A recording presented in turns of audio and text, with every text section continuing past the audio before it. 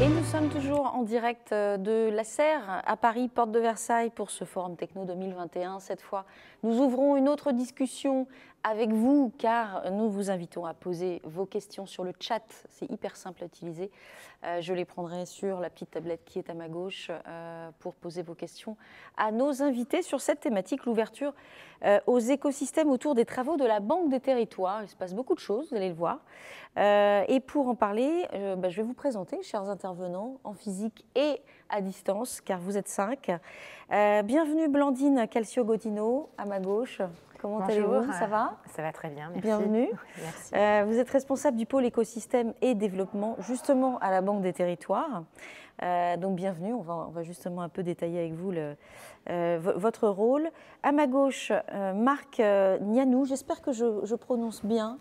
Bonjour, c'est parfait. C'est vrai que Marc Nianou, c'est pas voilà. évident, mais c'est exactement comme ça. Vous êtes directeur de la stratégie et l'innovation IT, et l'innovation informatique à la Caisse des dépôts, CDC. Ici, tout à fait. Et puis à ma droite, Benoît Parizet. Bonjour Benoît. Vous pouvez enlever le masque, ça y est, ça fait du bien. Directeur de la transformation numérique, Caisse des dépôts, directeur de la stratégie digitale pour la Banque des Territoires, justement. Et à distance, on va faire le petit test avec vous, chers intervenants distanciels. Bruno Echardour. Bonjour Bruno, vous êtes directeur des systèmes d'information au groupe La Poste. Vous m'entendez? Très bien, merci, bonjour. Alors, on ne vous entend pas. On va essayer de faire le petit réglage en régie. Je vais reprendre la communication avec vous après. Et Alexis Janico, directeur délégué, la French Tech Toulouse. Bonjour Alexis. Oui, bonjour. Tout va bien? Très bien, merci. Bon, je refais un petit test avec Bruno Echardour pour être sûr que vous soyez parmi nous. Est-ce que vous m'entendez, Bruno? Je vous entends, le son n'est pas très bon, mais j'arrive à vous entendre. Ah, nous, on vous entend super bien. Donc, tout va bien, on peut commencer dans de bonnes conditions. Alors, une question pour vous, Benoît. Une question justement sur la création le projet de la création de la Banque des Territoires, avec ce que je disais en introduction, c'est l'écosystème. En gros, quid de la Banque des Territoires et l'écosystème ou les écosystèmes? Qu'est-ce que c'est l'enjeu d'aujourd'hui? Qu'est-ce qui a changé? Alors, effectivement, je pense qu'il faut remonter à la genèse en fait, de la Banque des Territoires pour comprendre pourquoi l'écosystème a une place aussi fondamentale dans ce projet qu'on est en train de déployer. En fait, la Banque des Territoires, c'est finalement un accélérateur de projets pour nos clients. Donc, notre objectif premier, c'est de faire en sorte que nos clients, donc collectivités locales, organismes de logements sociaux, professions juridiques, puissent accélérer leurs projets. Et donc pour ça, on avait, je dirais, plusieurs options. Soit on se reposait uniquement sur nos propres forces, nos propres savoir-faire qui sont importants dans le domaine financier, soit on orchestrait l'écosystème pour que cet écosystème soit au service de cette finalité. Et c'est la deuxième option qu'on a choisie et qu'on est en train de mettre en œuvre, c'est-à-dire qu'on a la conviction à la Banque des Territoires que pour déployer notre plan de relance, pour faire en sorte d'être au rendez-vous des enjeux de ses clients, il faut qu'on puisse animer un écosystème et leur offrir une palette de solutions qui soit complète. Donc on joue sur deux terrains de jeu principalement. Un terrain de jeu plutôt en amont qui consiste à, face à une problématique que rencontre le client, pouvoir lui donner des services, des informations fournies par l'écosystème et notamment avec un grand rôle évidemment pour la data. On est dans cette instance, c'est important, on en parlera, j'en suis sûr. Beaucoup de services autour de la data pour aider à conseiller nos clients grâce à la data. Et puis ensuite, une fois qu'ils savent exactement ce qu'ils veulent faire pour pouvoir accélérer leur projet, on veut leur présenter une offre qui soit plus complète que simplement notre propre offre. C'est ce qu'on appelle notre offre étendue à la Banque des Territoires. Donc, au-delà des solutions de financement traditionnelles, des solutions qui permettent de mettre en œuvre des projets. Et là, l'idée, c'est de pouvoir intégrer et orchestrer via notre plateforme digitale, mais aussi plus largement via tous les collaborateurs et tout l'écosystème de la Banque des Territoires, des solutions pour déployer ces projets. Donc, on joue sur les différents terrains de jeu, amont et aval, pour accélérer les projets. Et c'est, je dirais, le plan de relance et la dynamique dans lequel on est démontre à quel point l'écosystème il est absolument indispensable en fait pour être au rendez-vous de nos objectifs. Écosystème dont on peut citer les grandes références. Je crois que C'est important de rappeler comment la Silicon Valley a construit sa réussite sur un modèle écosystémique aussi.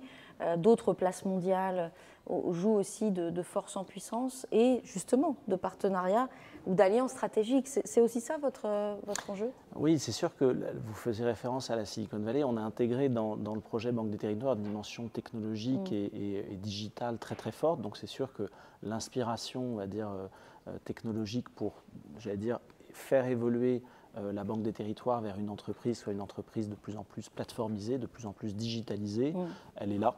Et on voit bien que dans le digital, la complexité et la rapidité des évolutions font qu'on ne peut pas jouer tout seul. C'est impossible. Et c'est encore plus, j'allais dire, pertinent quand on est un tiers de confiance de plus de 200 ans comme la Caisse, de se positionner au cœur de cet écosystème pour pouvoir le faire jouer ensemble dans une finalité. C'est-à-dire que l'avantage qu'on a à la Caisse des dépôts et à la Banque des Territoires en particulier, c'est d'être finalement dans une forme de neutralité qui permet d'avoir ce positionnement, j'allais dire, naturel, sans qu'il soit taxé de tels ou tels intérêts, puisque la finalité recherchée est simplement l'impact sur les territoires et sur les projets. Alors justement, c'est une question que j'avais envie de vous poser, Blandine. Blandine Calcio-Godino, je rappelle que vous êtes responsable du pôle écosystème et développement. Vous êtes la bonne personne à laquelle il faut poser la question de la définition d'un écosystème, bien de chez nous, j'allais dire. Alors, qu'est-ce que c'est l'écosystème pour vous? Alors tout à fait, on s'est longtemps cherché sur la définition d'un écosystème, des partenariats à la Banque des Territoires. On a un historique très long de partenariats à la Caisse des dépôts au sens large, notamment de partenariats subventionnés. Et on a souhaité effectivement en redonner une définition avec des typologies assez claires. Ça nous a pris beaucoup de temps pour finalement se dire que dans les partenariats, en fait, on embarque largement à la fois les partenaires subventionnés, mais également les prestataires, mais aussi évidemment les filiales du groupe Caisse des dépôts, nos corporate ventures, les co-investisseurs, et puis au-delà dans l'écosystème, on a également évidemment nos clients, nos prospects et l'ensemble des territoires. Et donc, on s'est dit qu'au-delà de cette définition, de cette typologie qui appelait beaucoup de débats en interne, honnêtement, oui. L'objectif surtout, c'était de se retrouver autour de grandes finalités, en fait, d'objectifs communs portés par l'ensemble de cet écosystème. Et donc, on s'est retrouvé autour de 3 grandes finalités pour la Banque des Territoires. La première, c'est celle évidemment de bien répondre à nos clients avec des expertises, donc nos expertises en propre, mais comme l'indiquait aussi Benoît, avec des expertises donc de partenaires. La première finalité, donc l'expertise.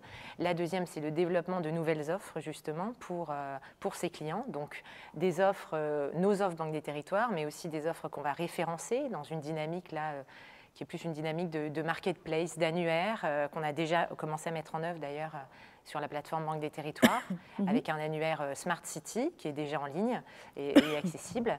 Et puis c'est également par la co-construction de nouvelles offres avec des partenaires externes. Et là, notamment dans la dynamique du Lab des territoires. Donc je pense qu'on aura l'occasion de reparler. Il y a une présentation aussi qui est faite aujourd'hui sur ce sujet. Et puis au-delà, avec nos partenaires, ce qu'on recherche, c'est la diffusion de ces offres, la diffusion de ces expertises, et donc dans une collaboration assez étroite en termes de réseau justement de diffusion et de distribution, pour aller toucher à la fois les clientèles historiques de la Banque des Territoires, mais aussi de nouveaux types de clientèle, et comme par exemple les petites collectivités qui historiquement on savait moins bien adresser. On va rentrer un petit peu justement dans les travaux avec vous juste après. J'avais envie de faire un petit tour de table, table réelle, table virtuelle, peu importe. Marc Gnagnou, quelle est votre définition à vous de l'écosystème, sans le fantasmer pour autant, mais côté CDC? D'un point de vue de l'IT, en fait, on peut difficilement séparer l'écosystème de cette logique plateforme qui a été citée par Benoît. Quand on délivre en fait des plateformes qui favorisent l'inclusion numérique comme France Service ou toute la partie développement de la formation pour tous les citoyens, et bien forcément, en fait, il faut avoir de la transversalité. Alors c'est vrai qu'on parle beaucoup d'ouverture, bien sûr, c'est un élément absolument essentiel, et je reviendrai tout à l'heure là-dessus, et il y a cette partie transversalité. Alors pour nous, ça veut dire quoi? Ça veut dire effectivement arriver à interconnecter des services qui sont proposés par différents acteurs. Si je prends en fait l'exemple France Service, c'est comment avoir un guichet unique où en fait dans un même lieu, on peut arriver à faire des démarches administratives, alors qui concernent la Poste, Pôle emploi, la CAF. Et donc, ça veut dire que tous ces services-là, il va falloir les exposer. Donc, exposer les services, donc interconnexion entre les différents services. Et Benoît a parlé d'orchestration, et d'un point de vue technique, on est aussi en fait. La plateforme, en fait, son rôle, c'est d'arriver à orchestrer justement cette interconnexion des différents services.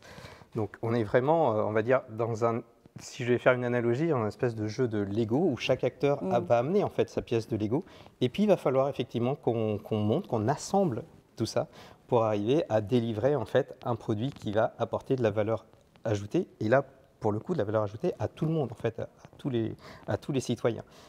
Et donc en fait le pari qu'il faut faire, c'est le pari de la confiance. Le pari de la confiance en fait, pour nous au niveau de l'IT, c'est arriver à proposer des API qui soient à la fois ouvertes, on revient sur l'ouverture, et accessibles en fait par tous.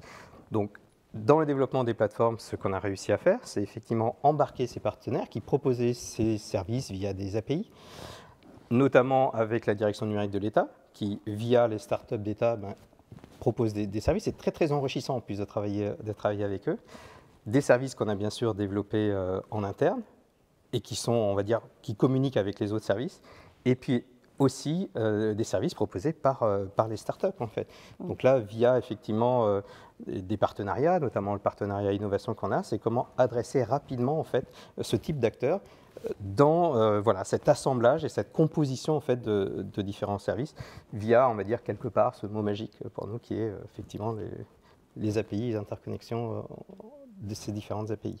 Donc voilà, en fait, pour moi, alors je ne sais pas si c'est une définition, mais en tout cas, les enjeux et comment faire, pour moi, c'est comme ça. Non, mais c'est bien parce que vous avez répondu à la façon dont justement l'écosystème prend forme aujourd'hui au travers de à la fois la vision et aussi la mécanique, le fonctionnement. Même question pour vous, chers messieurs Bruno et Chardour, directeurs des systèmes d'information au groupe La Poste. L'écosystème, qu'est-ce que c'est pour vous et comment aujourd'hui La Poste, justement, est une brique de cet écosystème? Quel rôle vous jouez à côté de vos partenaires? Je vais peut-être, sans répéter tout ce qu'il a dit, peut-être prendre une ou deux illustrations. À la Poste, en 2014, nous avons créé la journée de l'innovation. C'est un événement qui durait une journée, qui maintenant, cette année, va durer 2 jours. D'ailleurs, ce sera le 3 et le 4 juin, donc c'est très bientôt. Et très intéressant de constater que la journée de l'innovation qui a commencé, je dirais, petit, avec essentiellement des acteurs, d'ailleurs, beaucoup du digital et du SI, beaucoup de la maison mère du groupe La Poste, après ces quelques années d'expérience, rassemble beaucoup plus largement les différentes parties prenantes, donc il y a un écosystème beaucoup plus large, la maison mère du groupe, mais également l'ensemble des branches et des filiales, et puis notre écosystème, donc nous avons parlé notamment des prestataires, des startups, etc. Et je crois véritablement à la force de cette intelligence collective qui est mobilisée à travers ces événements. Et ce que l'on constate, c'est que de plus en plus, afin d'innover, afin de développer de nouvelles offres, comme ça a été mentionné juste à l'instant, eh bien, on ne peut pas faire tout seul. C'est aussi simple que ça, c'est qu'on ne peut pas faire tout seul.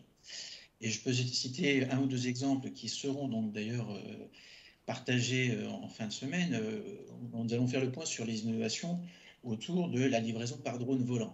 Donc, ça paraît assez simple comme ça, mais ce n'est pas si simple que ça à mettre en place. Et forcément, ce genre d'innovation, pour qu'in fine ça puisse devenir une offre, se doit d'être conçu avec un écosystème qui implique les responsabilités des collectivités territoriales, la région et puis bien sûr la direction générale de l'aviation civile. Il y a tout un tas d'innovations qui sont dans la même logique, sans oublier tout ce qui est en cours sur le numérique responsable, qui là aussi, nous savons bien, nécessite de mobiliser tout un tas d'acteurs. Donc l'écosystème, il est un petit peu, je dirais, il s'impose à nous, quelle que soit la définition qu'on en donne.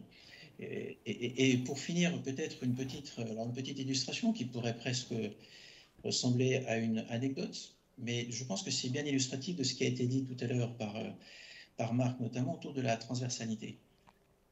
Et c'est vraiment, je pense, intéressant à retenir parce que parfois on se pose la question de ce que c'est qu'un écosystème. Ça peut être très très simple et il peut être pas forcément là où on le cherche. C'était il y a 2 semaines, nous avions une réunion de travail avec la Caisse des dépôts, nous étions avec les Chief Data Officers et nous parlions data et IA pour les fonctions, enfin plutôt pour la performance opérationnelle. Voilà. Qu'est-ce qu'on peut faire autour de la data et l'IA au service de la performance opérationnelle?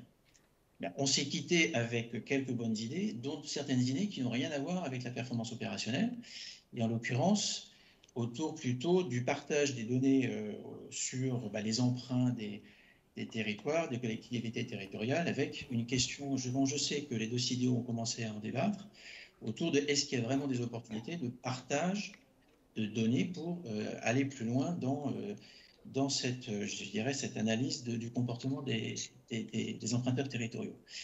Donc, ce que je veux dire, c'est que, in fine, il faut, je pense, mais ça c'est un point de vue personnel, bien se poser la question de c'est quoi l'écosystème dans lequel on interagit.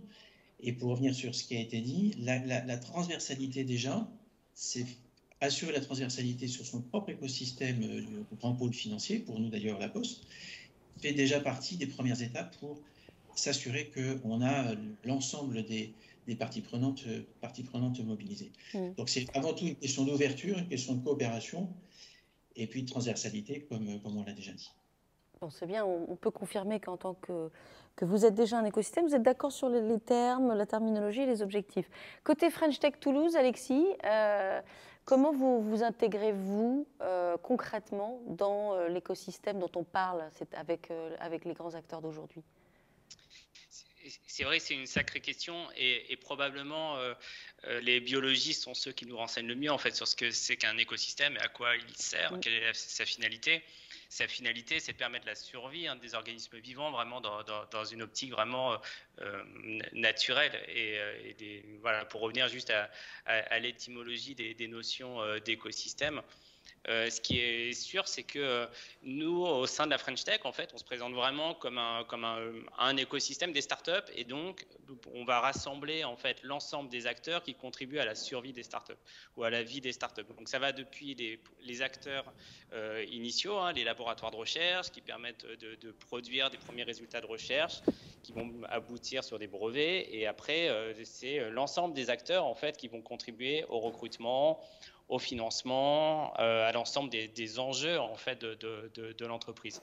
Et à ce titre, il y a donc à la fois des acteurs privés, des acteurs publics, bien sûr, qui contribuent à l'ensemble de cet écosystème qui est du coup favorable en fait à la survie des startups. Et donc, au sein de la French Tech, c'est le mouvement français des startups, donc, mais c'est aussi le mouvement, et d'où la notion d'écosystème qui fait peut-être écho avec nos premiers échanges, avec l'ensemble des acteurs qui vont contribuer au développement de l'entreprise. Alors, je parlais de la Banque des Territoires, il en est question dans cette table ronde, puisque j'aimerais qu'on rentre un petit peu plus dans le détail avec vous, Blandine. Comment justement, il y a eu ces travaux dont on a parlé, comment justement vous tirez valeur de cet écosystème? Je crois que vous avez quelques slides à nous présenter. Il me semble. Peut-être, on verra. Voilà, on s'était dit pas forcément finalement. Il y a pas de slide, c'est pas grave, et on les mettra dans les contenus de la plateforme. Voilà, ce sera diffusé. Alors plutôt détaillons-les ensemble. Oui.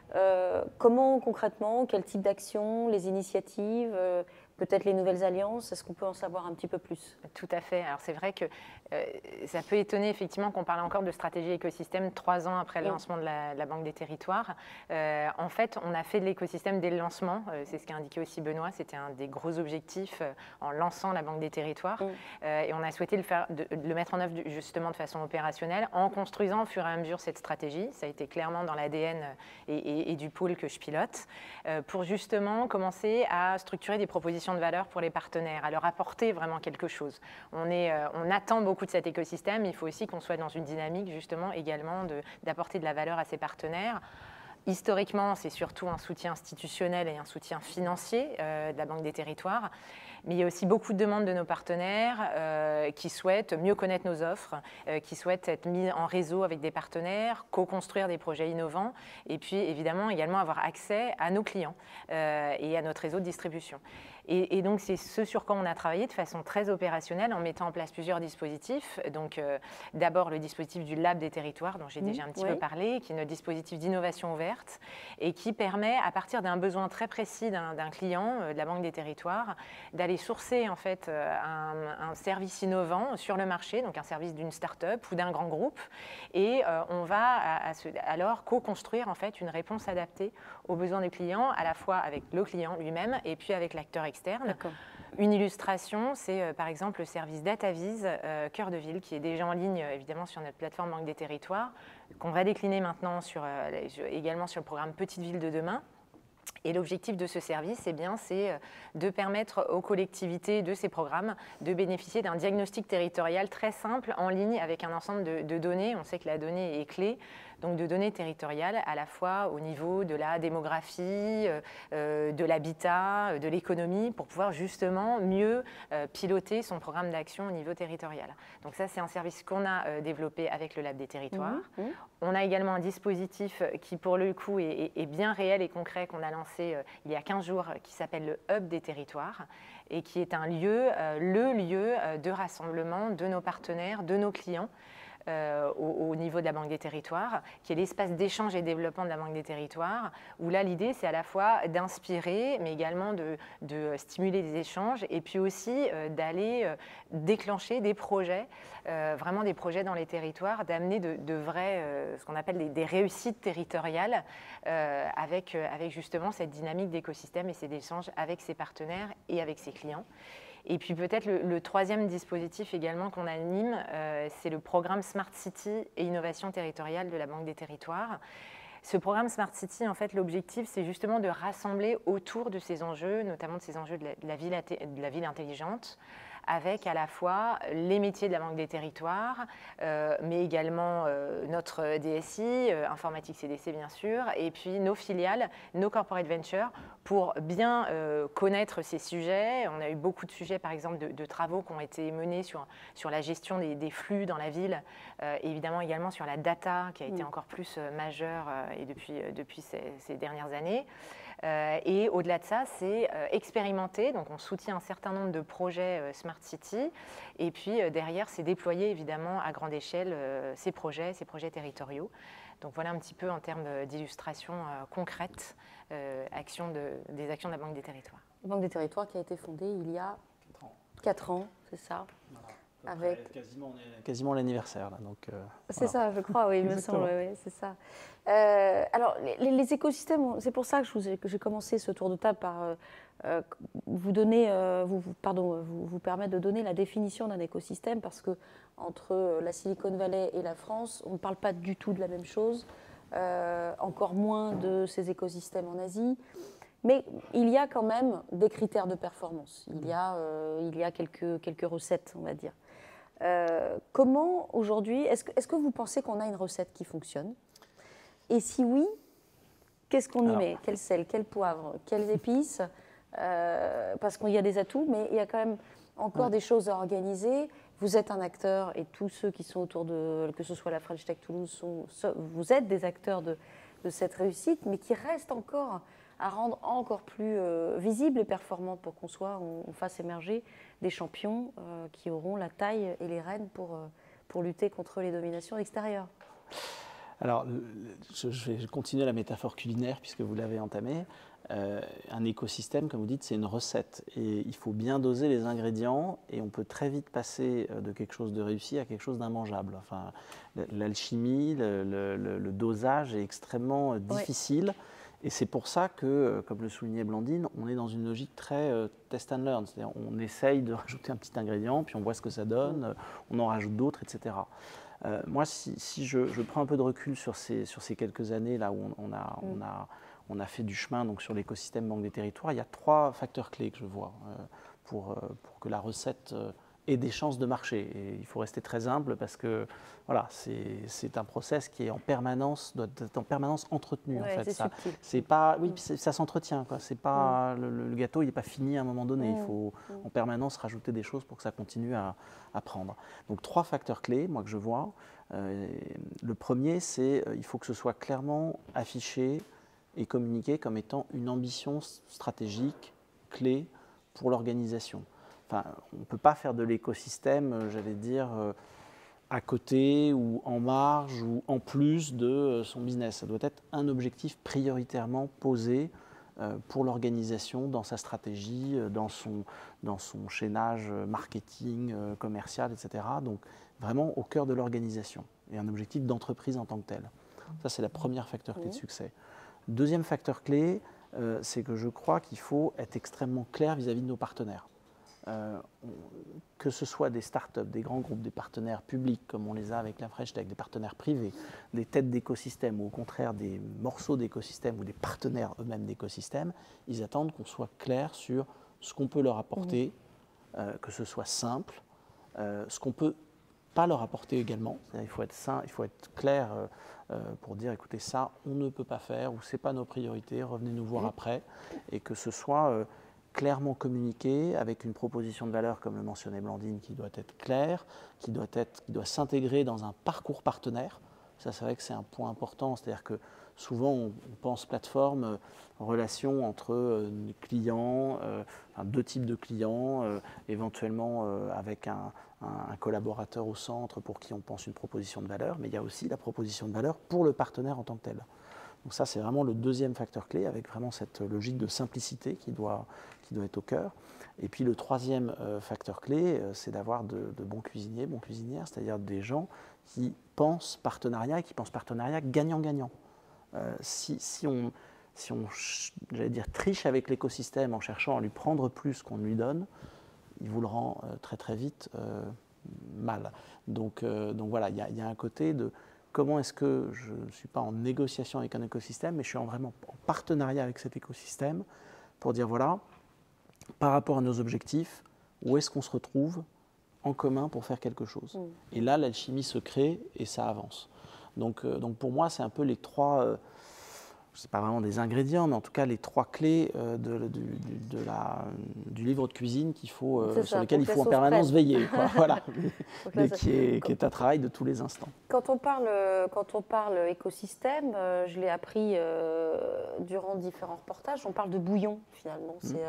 Alors, pardon, on est sur des recettes de cuisine, mais si ça se trouve, c'est la meilleure métaphore qu'on ait trouvée. Rappelons-nous que nous sommes en France, on l'assume totalement, mais c'est ça qui fonctionne globalement, que ce soit chez nous comme ailleurs.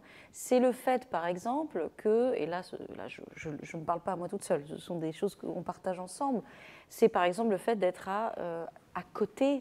tout à côté d'un laboratoire de recherche, d'une université, voilà, encore une fois, un labo, qui lui-même est à côté d'une banque des territoires, qui lui-même est à côté du bureau de French Tech, etc. On est d'accord que c'est ça qui peut être quand même ce facteur de réussite. C'est la proximité. La proximité géographique joue.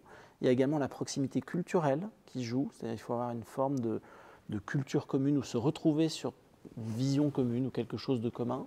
Sur la proximité géographique, moi je trouve que ça fait complètement écho à ce que disait Eric Lombard dans son intervention, c'est-à-dire que le digital ne supprime pas l'importance des contacts humains. Et donc c'est pour ça que, un peu à contre-courant, on a lancé ce lieu physique il y a un mois en disant voilà, il faut absolument que la Banque des Territoires ait un lieu physique où l'écosystème puisse se retrouver, donc, que Blandine a décrit, c'est le hub des territoires, et que cette dynamique, elle puisse se faire également en région, parce qu'une banque des territoires uniquement à Paris, ça n'a pas beaucoup de sens, et c'est tout le sens du partenariat qu'on a développé avec la French Tech, et dont on parlera peut-être tout à l'heure avec Alexis. Mais même tout à fait maintenant, Alexis, French Tech, qu'est-ce qu'il y a d'écrit dans ce partenariat?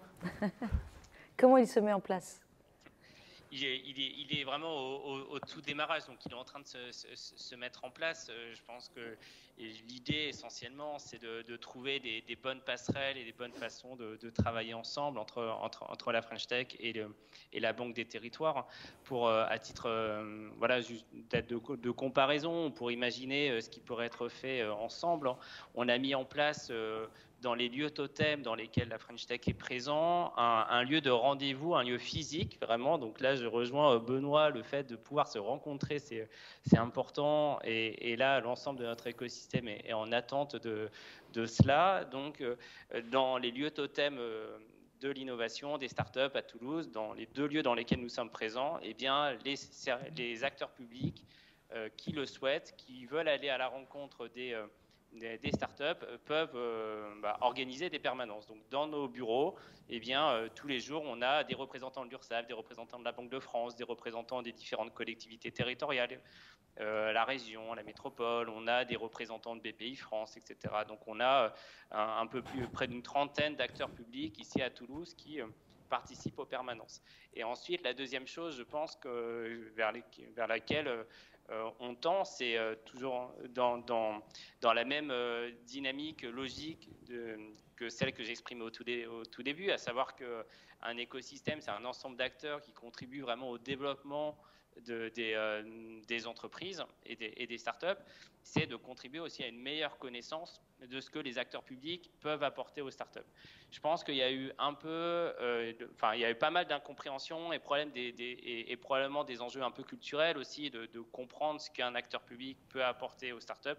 Je parle là du côté des entrepreneurs et cette dynamique-là de French Tech Central, donc des lieux totems dans lesquels les acteurs publics ont toute leur place dans les lieux qui sont dédiés aux startups, va dans le sens de renforcer même cette logique-là, de dire aux startups, restez ici, restez en France, vous avez un écosystème qui est hyper favorable et un ensemble d'acteurs publics qui peuvent vraiment contribuer à votre développement. Et je pense que la dynamique dans laquelle on est avec la Banque des Territoires, c'est d'associer la Banque des Territoires à cette dynamique-là, où aux côtés de nombreux autres acteurs publics, les interactions puissent se faire. Alexis, les startups de Toulouse, elles accueillent bien, j'imagine, ce que vous détaillez là, cette initiative et ce partenariat, parce qu'elles ont besoin de financement, elles ont besoin d'être accompagnées, elles ont besoin, donc j'imagine que c'est bien accueilli, non ? Elles ont besoin de financement, ça c'est sûr. Elles ont aussi besoin de rencontres, de contacts, d'identifier des potentiels clients ou des potentiels partenaires avec qui construire des projets. Il y a un mouvement dans l'écosystème startup qui s'appelle la Tech for Good. Et la Tech for Good, c'est en fait une dynamique qui rassemble l'ensemble des entreprises innovantes qui apportent une solution sur des enjeux de développement durable au sens large. Et en général, les sujets de mobilité, les sujets d'énergie, les sujets d'inclusion numérique sont des sujets sur lesquels aujourd'hui, en fait, il y a de plus en plus de startups. Et ces startups-là ont souvent pour clients ou pour bénéficiaires des acteurs publics locaux. Et je pense que ça peut vraiment être un vrai accélérateur de créer ce lien-là avec la Banque des Territoires pour rassembler, rapprocher peut-être deux mondes qui se connaissent pas forcément tout à fait. Et c'est là où le rôle d'intermédiaire, de tiers de confiance qui a été évoqué tout à l'heure, il est absolument majeur et ça peut vraiment être un accélérateur d'associer à la fois la French Tech et la Banque des Territoires pour créer ces passerelles-là. À titre d'info, sur notre écosystème toulousain, on a un peu plus de 500 startups. On en a presque 150 qui sont positionnés sur des enjeux de développement durable au sens large, vraiment sur des sujets de société. Et parmi celles-là, on en a une centaine qui aujourd'hui ont pour clients ou ont dans leur business model d'adresser des acteurs publics locaux. Donc ça fait à peu près 20% des startups. Donc c'est quand même pas négligeable. Et à l'échelle de la France, donc on a 16 000 startups. Donc voilà, ça laisse un peu des ordres de grandeur sur le potentiel de mise en relation à réaliser. J'aimerais, Bruno et Chardour, côté La Poste, on parlait d'ouverture, la question est un peu directe, mais comment ça s'illustre chez vous, l'ouverture d'une façon générale et peut-être concrètement aujourd'hui dans ce qu'on se dit là, c'est-à-dire la réunion, le fait de se fédérer là tous ensemble. Est-ce que vous avez un exemple à nous donner de cette ouverture? L'ouverture, je pense que c'est avant tout une posture. Et ce qui me semble, c'est qu'il y a un enjeu culturel énorme autour de ces sujets-là. Et donc, et puis, ce que disait aussi, je crois, Benoît Parisé tout à l'heure, c'est qu'on n'a pas le choix. Donc, l'ouverture, elle s'impose à nous, mais elle nécessite, et ça c'est une question de culture, je pense, hein, elle nécessite d'aller dans des modes de fonctionnement auxquels on n'est pas nécessairement habitué. Alors, quand je parle de culture dans la définition de la manière dont on fait les choses, quand on est dans une entreprise. Quand vous regardez par exemple comment le monde de la data bouge autour de la façon de partager la donnée, la façon de valoriser la donnée, on en a beaucoup parlé. Il est clair pour moi, alors probablement pas toujours, mais souvent, que la valeur est aussi dans le partage de la donnée, dans le croisement de la donnée, donc avec des parties prenantes, plus que dans la donnée elle-même. Donc là, on pourra en débattre longtemps, je pense, mais je pense que sur un certain nombre d'initiatives de développement, de développement de nouvelles offres notamment, nous avons à faire un pas supplémentaire pour capturer l'ensemble des opportunités. Ce que je voudrais faire, c'est faire un petit pas de côté et citer une illustration qui n'est pas directement liée à la Banque des Territoires, mais qui me semble illustrative, parce que là aussi, c'est d'actualité, c'est que dans cette volonté ou non de partager la donnée, nous en parlons beaucoup au sein du groupe La Poste, et on a un exemple récent pour ce qui concerne la logistique au niveau européen. Je pense que la plupart des personnes connectées connaissent le programme Gaia-X. Donc nous sommes, via la filiale Géopost, présents au sein du programme Gaia-X, mais dans une posture de plus d'observateurs que de leaders. Et ça tient à quoi? Ça tient à un a priori ou à une perception ou une analyse du fait, à laquelle je concours en partie, qui est que la valeur, enfin, la donnée nous est chère, la donnée est riche, la donnée est un avantage compétitif. Et une initiative qui viserait à peut-être aller trop loin dans un écosystème qu'on ne maîtrise pas nécessairement dans le partage de cette donnée peut être perçue comme une menace. Et ce qui n'est pas complètement faux. Ceci étant dit, quand on s'attarde un petit peu sur la question, on considère l'écosystème dans lequel on évolue, dans lequel on opère, eh bien on peut avoir peut-être une autre façon d'appréhender l'écosystème. Et en l'occurrence, très récemment, nous avions cette discussion au sein de Géopost et nous nous sommes dit il y a peut-être des cas d'usage sur lesquels il y aurait du win-win sur un écosystème en le regardant un peu différemment et en l'occurrence, pas de manière verticale mais de manière horizontale, c'est-à-dire en considérant la chaîne de valeur de bout en bout en termes de logistique plutôt que d'essayer de rapprocher au sein d'un data space d'autres expressistes. Et je pense que pour ce qui est d'aller jusqu'à cette ouverture, pour ce qui est d'aller vraiment jusqu'au bout des opportunités que présente un écosystème, ben, il faut parfois faire un pas de côté, se reposer la question de savoir comment on le regarde, cet écosystème. Et ça, je pense que c'est vraiment culturel. C'est culturel dans le sens où il faut être prêt pour d'autres modes de coopération. Il faut d'une certaine manière se débarrasser de ce qu'on appelle aussi peut-être des biais cognitifs qui sont inhérents de notre culture. Et ça me semble juste indispensable parce qu'encore une fois, de toute façon, les écosystèmes sont là et on doit absolument, pour aller de l'avant, développer notre business, on doit absolument en tirer parti. Et d'ailleurs, très, très rapidement, si vous avez suivi l'actualité, vous avez vu l'annonce récente de quelque chose qui s'appelle Bleu, c'était assez curieux. Vous voyez la façon qu'ont certains opérateurs, pas forcément de culture française ou européenne, d'appréhender un écosystème qui n'est pas le leur et d'en tirer parti dans une logique win-win, où là, très clairement, la perspective d'un cloud de confiance satisfait l'écosystème européen et français, et c'est quand même quelque chose qui a été beaucoup poussé par une personne externe à l'écosystème. Donc je pense qu'il y a effectivement des enjeux énormes en termes de posture et la façon d'appréhender l'ouverture vers des champs de coopération différents. Marc Gnanou, côté CDC, je rebondis sur la data, parce qu'on n'a pas encore abordé, et on va prendre des questions juste après. Je voudrais qu'on s'arrête un peu là-dessus. Qu'est-ce qu'on peut dire sur cet enjeu de la donnée? Vous en avez parlé tout à l'heure aussi un petit peu.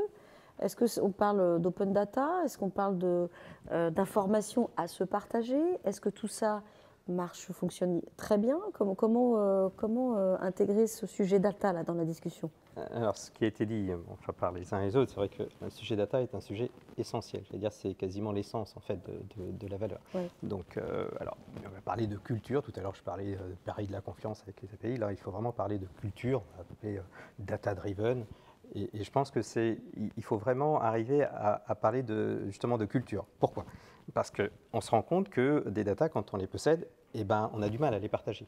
Donc il y a tout un tas, effectivement, des fois de silos qui peuvent se mettre en place en fait, au niveau des différents domaines. Et il faut arriver justement à faire sauter en fait, ces silos. Alors ce n'est pas évident, c'est vrai que Bruno l'a dit tout à l'heure, il faut trouver des cas d'usage qui apportent de la valeur. Et en fait, on ne se rend pas compte que des fois, on n'y pense même pas à ces cas d'usage. Et en faisant justement des séances d'idéation, on arrive à le trouver. Et la base en fait, des plateformes, le carburant, j'allais dire, c'est effectivement la donnée. Alors, on ne va pas se dire non plus, on ne va pas se raconter des histoires. C'est vrai que faire sauter les silos, ce n'est pas forcément évident. Donc moi, je serais plutôt, je serais d'avis en fait de montrer par l'exemple. Alors vous parlez d'open data, oui, il y a plein d'open data qui aujourd'hui sont tout à fait accessibles. Et c'est d'arriver en fait en combinant des données qu'on a en fait nous dans nos domaines, dans nos métiers, avec ces open data pour montrer en fait réellement ce qu'on est capable de faire. À la fois pour améliorer l'efficacité, améliorer la rentabilité, arriver à anticiper des choses, à prédire, et donc, quelque part, créer de la valeur. Donc, quand je dis que c'est l'essence de la valeur, et il faut y aller, comme on a dit, ça fait 4 ans qu'on a démarré cette stratégie de la plateforme. La plateforme, elle fonctionne, elle va se développer grâce à la data. Oui. Donc, arrivons déjà à pousser des cas d'usage qui s'appuient sur de l'open data pour arriver à prouver que maintenant, toutes les données, entre les différents partenaires, il faut effectivement arriver à trouver ces passerelles. Et je suis convaincu en fait que ça va marcher. On parlait de recettes tout à l'heure. En fait, elle n'est jamais finie. C'est une recette. Vous l'avez dit aussi, Benoît. Qui avance en permanence. Et la data, pour moi, c'est essentiel. Donc, on n'a pas le choix. Un point sur lequel je voudrais rebondir, et j'en profite très rapidement, c'est que, en fait, même à un niveau macro, ce partage de la donnée, il a été compris et intégré jusqu'au niveau européen, puisqu'on a un acte, le Digital Market Act, qui est en cours de discussion à Bruxelles et qui va rentrer en vigueur dans les mois qui viennent, une fois qu'il sera discuté, qui va forcer justement le partage de données entre acteurs. Donc, j'allais dire, on va avoir un cadre qui va aussi obliger, inciter à accélérer sur ces sujets de partage de la donnée. Et qui, je pense, va être un accélérateur de création de valeur au niveau européen et entre les acteurs. Pas d'écosystème sans partage. Ouais, et pas non plus sans réglementation qui le permet. Donc, c'est les deux qui permettent d'accélérer. Une petite question avant, parce que le temps tourne. Pour vous, Blandine, en quoi le concept de plateforme et les écosystèmes sont liés ? Alors, c'est ce que effectivement Benoît avait commencé à indiquer, mais en fait, c'est une des composantes effectivement majeures. Je suis moins directement sur le sujet plateforme SI, que je porte la voix du métier aussi ici. Et en fait, cette notion de plateforme, c'est surtout pour bien répondre aux besoins de nos clients. Je pense qu'il faut toujours remettre ce sujet du client au centre. Et nos clients, par exemple, collectivités, on le voit actuellement, ont des enjeux énormes en termes de relance. Et en fait, pour répondre à ces sujets-là, il faut fonctionner en plateforme, c'est-à-dire à la fois avec nos réponses en propre, mais aussi avec les réponses des partenaires. On ne peut pas agir autrement si on veut répondre de façon pertinente aux clients et de façon aussi efficace, sans vouloir refaire ce que d'autres font, justement. J'ai le temps, il me reste quelques petites secondes peut-être pour vous, Marc. On peut partager à tous d'ailleurs. Comment le décliner dans les métiers de l'IT ? Je ne sais pas, c'est une question du chat.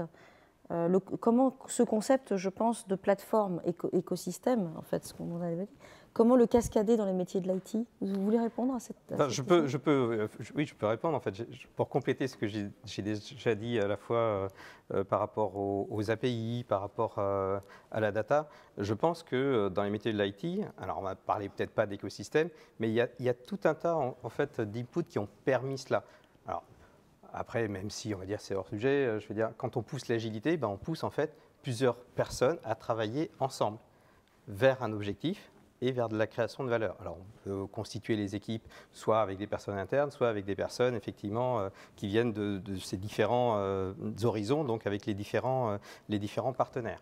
De la même façon, en IT, on a parlé de DevOps, maintenant de DevSecOps, maintenant on va intégrer le business. Et c'est arrivé en fait à se dire, vous voyez en fait, tous ces sujets-là, en fait, sans les citer, intègrent en fait cette notion d'écosystème, de partenariat et d'arriver à construire ensemble. Et j'ai bien aimé ce que a dit Bruno tout à l'heure. Il a parlé de win-win. En fait, il faut juste arrêter aussi, c'est vrai dans l'IT, de se mettre dans une logique soit donnant-donnant ou client-fournisseur. En fait, non, c'est vraiment une logique gagnant-gagnant. Et donc, avec l'innovation, on va effectivement pouvoir apporter des nouvelles façons de faire et des nouveaux services. On va clôturer parce que mon rôle est de garder le temps. C'est très important. Un grand merci d'être venu sur ce plateau ici à la Serre. Et à vous, chers messieurs, d'être à distance parmi nous. Merci beaucoup.